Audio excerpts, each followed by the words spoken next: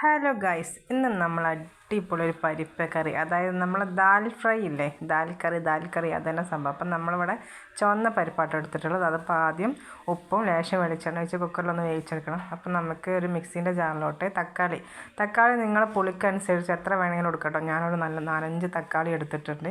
അത് നന്നായിട്ടൊന്ന് മിക്സിയിൽ അരച്ചെടുക്കണം. അതിൻ്റെ കൂടെ തന്നെ ഒരു 4-5 വെളുത്തുള്ളിയും ഒരു വലിയുള്ളിയിൽ ഒരു 1.5 കഷ്ണവും ഉള്ളിയും കൂടി ഇട്ടുകൊണ്ട് നന്നായിട്ടൊന്ന് അരച്ചെടുക്കണം കേട്ടോ. ഉള്ളിയും വെളുത്തുള്ളിയൊക്കെ വേറെ തന്നെ അടിച്ചെടുക്കണം കേട്ടോ. എന്നിട്ടൊരു പാൻ വെച്ച് കൊടുക്കുക. എന്നിട്ട് അതിൽ വെളിച്ചെണ്ണ ഒഴിച്ച് കൊടുക്കുക.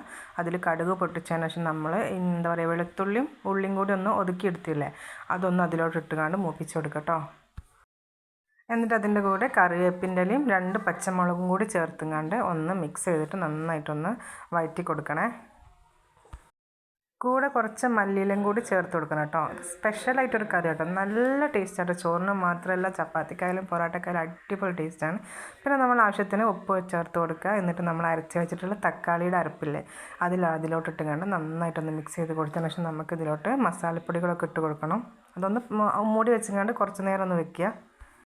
എന്നിട്ട് തക്കാളിയൊക്കെ ഒന്ന് ഇതായി വരുമ്പോൾ നമുക്ക് അതിലോട്ടൊരു കഷ്ണം മാഗി ക്യൂബാണ് ഇട്ട് കൊടുത്തത്.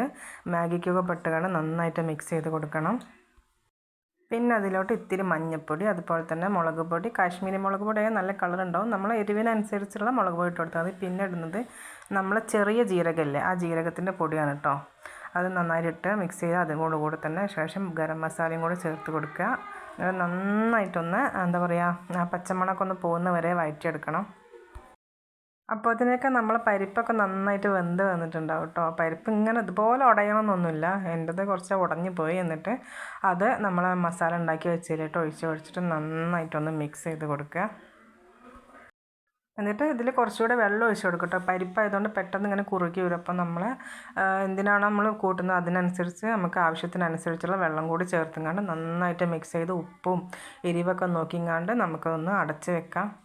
തീ ഓഫാക്കുന്നതിന് മുന്നേ ഒരു ഇത്തിരിയുടെ ജീരകപ്പൊടിയും കൂടി ഇട്ടുകൊണ്ട് നമുക്ക് തീ ഓഫാക്കി കൊടുക്കട്ടെ. അപ്പോൾ ഇഷ്ടപ്പെട്ട എല്ലാവരും ലൈക്ക് ചെയ്യുക, ഷെയർ ചെയ്യുക, സബ്സ്ക്രൈബ് ചെയ്യുക. മസ്റ്റ് ട്രൈ ചെയ്യണം, എല്ലാവരും ട്രൈ ചെയ്ത് നോക്കണേ.